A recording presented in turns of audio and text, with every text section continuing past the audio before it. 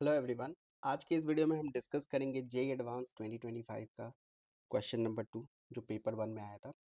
तो यहाँ पे काफ़ी अच्छा प्रॉब्लम है, इलास्टिक कोलिजन इन 2D से रिलेटेड। ये काफ़ी स्टैंडर्ड भी है, तो इसको एक बार हम लोग सॉल्व करते हैं। So this is related to elastic collision in 2D। इसको सॉल्व करने के बहुत सारे मेथड्स हैं, बट जो सबसे एफिशिएंट मेथड है हम उसकी बात करेंगे। बट एक बार मैं आपको बता देता हूँ ये किस किस मेथड से सॉल्व किया जा सकता है। तो फर्स्ट तो सबसे जो सिंपल मेथड होता है वो होता है मोमेंटम कंजर्वेशन और काइनेटिक एनर्जी कंजर्वेशन अप्लाई करके। जैसे आप यहाँ पे जो मोमेंटम है वो एक्स एक्सिस के लॉन्ग कंजर्व कर सकते हो। अभी हम बात कर रहे हैं मेथड 1 की। सो यहाँ पे क्या करना है, आपको मोमेंटम कंजर्वेशन करना है अलॉन्ग एक्स एक्सिस। उसका एक इक्वेशन आएगा, करेक्ट। उसके बाद वाई एक्सिस के लॉन्ग में भी आप इसको कंजर्व कर सकते हैं। And then since elastic collision है, यहाँ पे हम काइनेटिक एनर्जी भी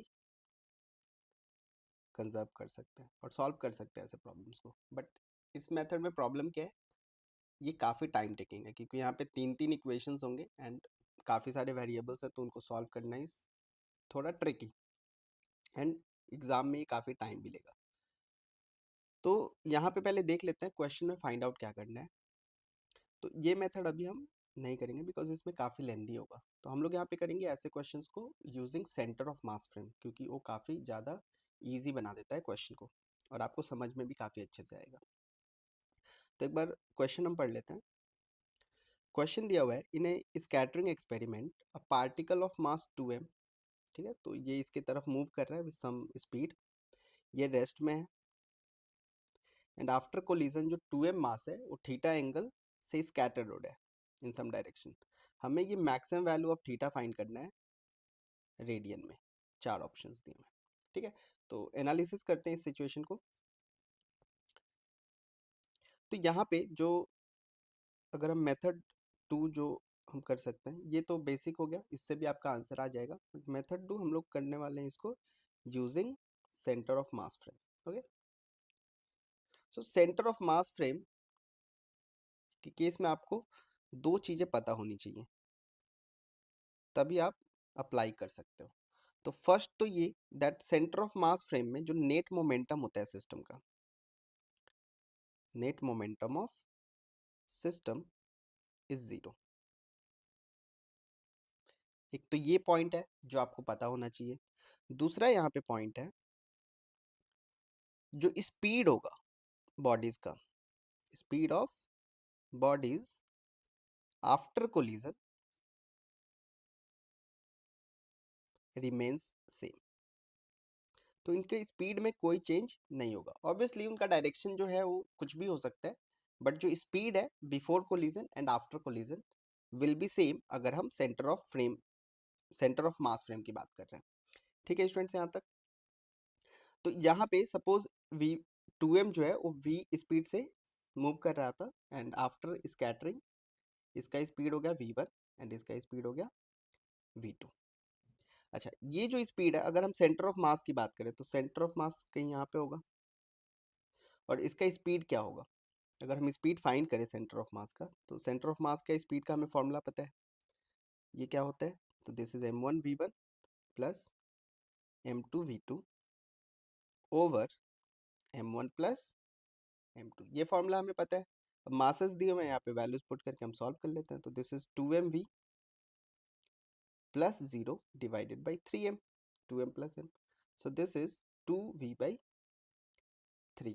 वेक्टर साइन ये इंडिकेट कर रहा है पॉजिटिव है, that they will be in the same direction. तो सेंटर ऑफ मास भी राइट की तरफ होगा। ओके, v भी राइट की तरफ है, सेंटर ऑफ मास भी राइट की तरफ होगा।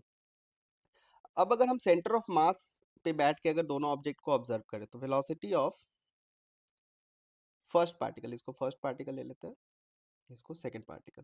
तो velocity of first particle with respect to centre of mass ये कितना आ जाएगा। अच्छा, यहाँ पे v1 और v2 ऑलरेडी हम यूज कर रहे हैं, तो यहाँ पे एक काम करते हैं, इसको हम ले लेते हैं, ये वैसे भी सेम होना है सेंटर ऑफ मास फ्रेम से, v1 cm लिख लेते हैं and this is v2 cm। Okay, so v1 cm जो है ये कितना आ जाएगा, v हम सेंटर ऑफ मास से इसको ऑब्जर्व कर रहे हैं, तो ये आ जाएगा v minus 2v/3 and that is equals to v/3, और इसका भी डायरेक्शन राइट की तरफ होगा। उसी तरह से हम v2cm फाइंड कर सकते हैं। v2cm का जो वैल्यू है वो कितना आ जाएगा, so 0 minus 2v/3, so that is equals to minus 2v/3। Minus sign indicate कर रहा है दैट ये लेफ्ट की तरफ होगा। अगर हम सेंटर ऑफ मास से इस ऑब्जेक्ट को, ये इसकी तरफ जा रही है तो रेस्ट में है,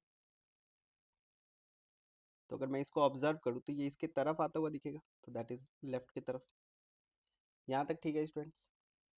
ना आफ्टर कोलिजन भी इनका स्पीड सेम ही रहना है with respect to centre of mass frame, तो ये हो जाएगा v1cm और ये जो भी है v2cm। इसका हमें अभी यूज नहीं है क्योंकि हमें तो सिर्फ ये वाला एंगल फाइंड करना है, करेक्ट।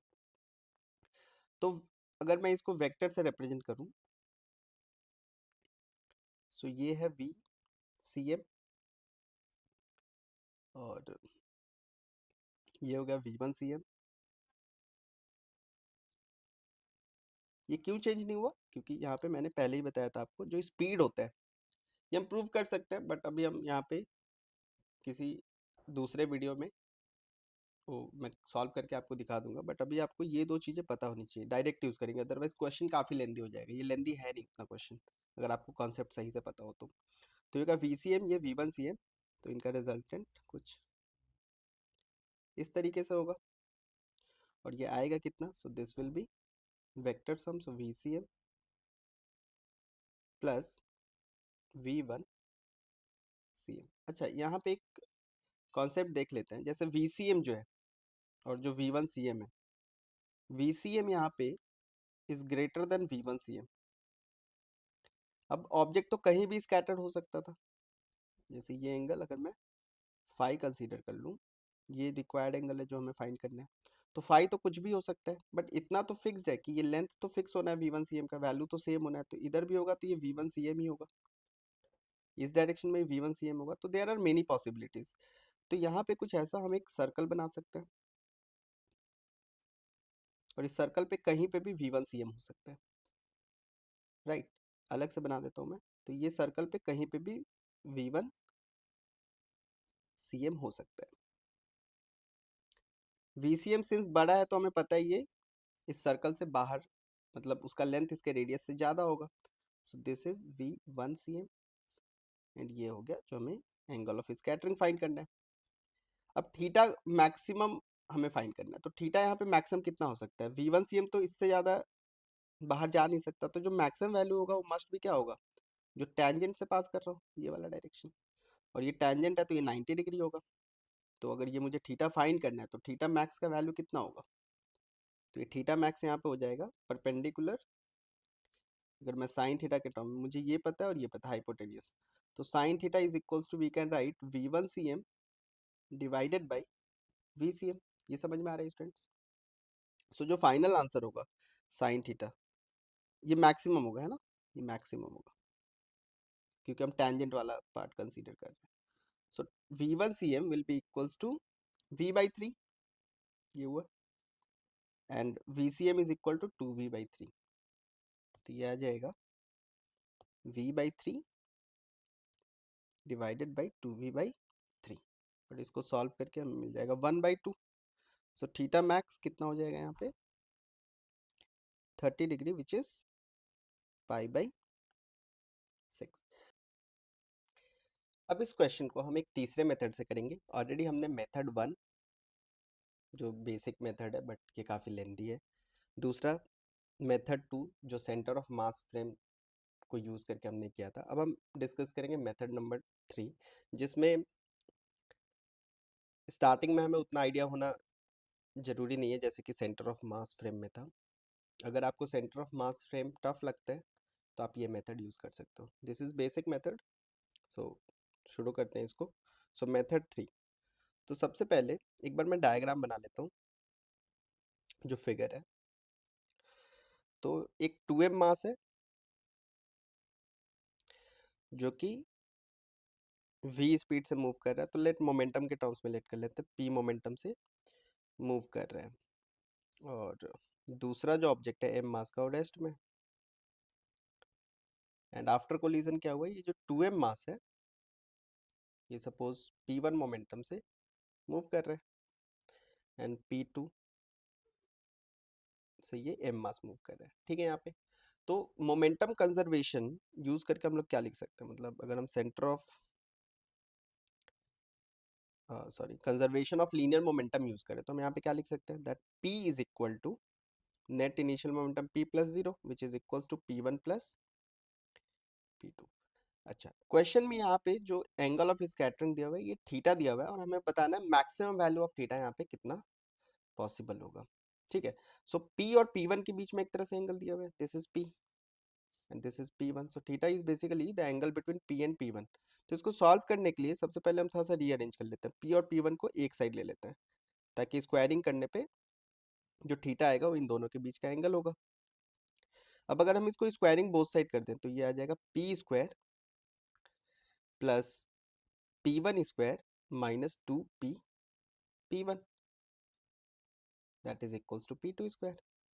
और ये p डॉट p1 को हम क्या लिख सकते हैं, p p1 cos theta, where theta is the angle between p and p1। तो यह आ जाएगा p square plus p1 square minus 2p1 p2 cos theta and that is equals to p2 square.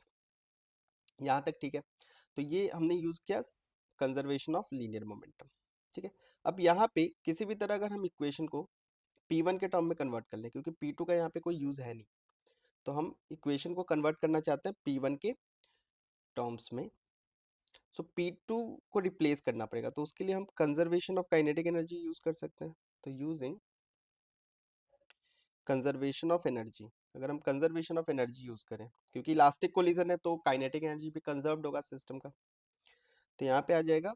अब इसको मोमेंटम के terms में लिख लेते हैं ताकि इजी हो जाए। Kinetic energy is equals to p square by 2m होता है, तो ये हो जाएगा p square by 2 into 2m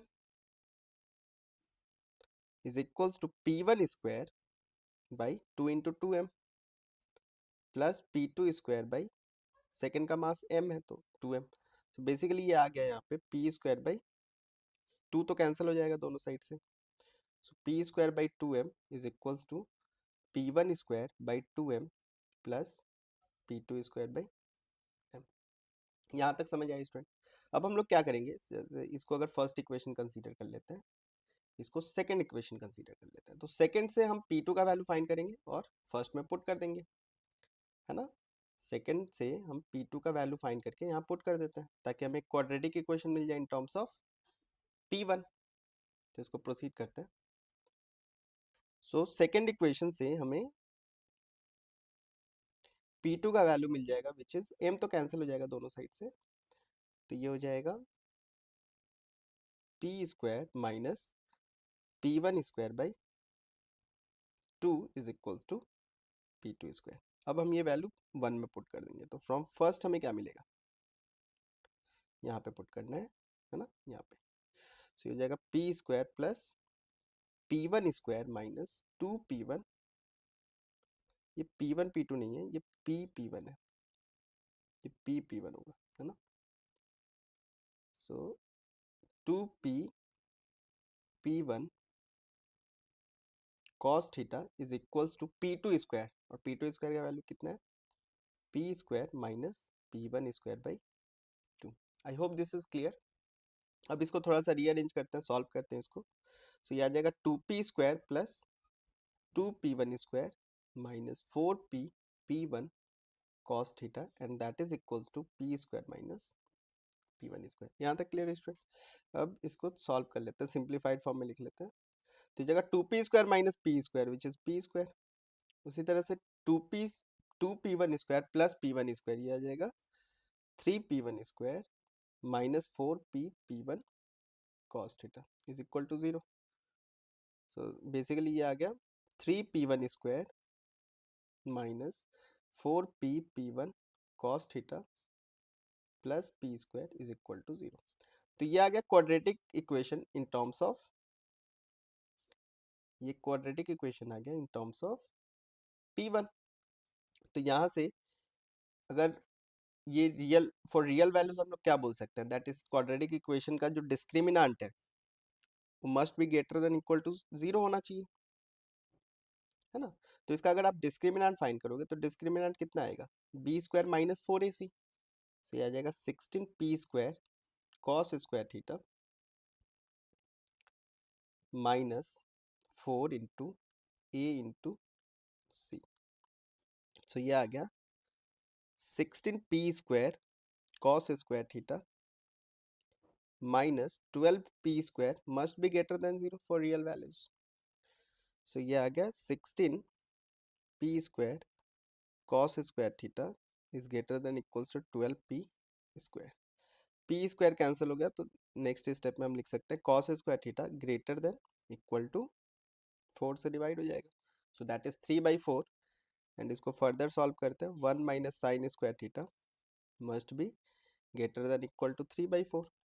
हमें मैक्सिमम वैल्यू फाइंड करना है इसका, तो साइन स्क्वायर थीटा यहाँ से कितना आ जाएगा, less than equal to 1 minus 3/4 and this is equal to 4 minus 3/4, so that is 1/4। यहाँ तक ठीक है स्टूडेंट।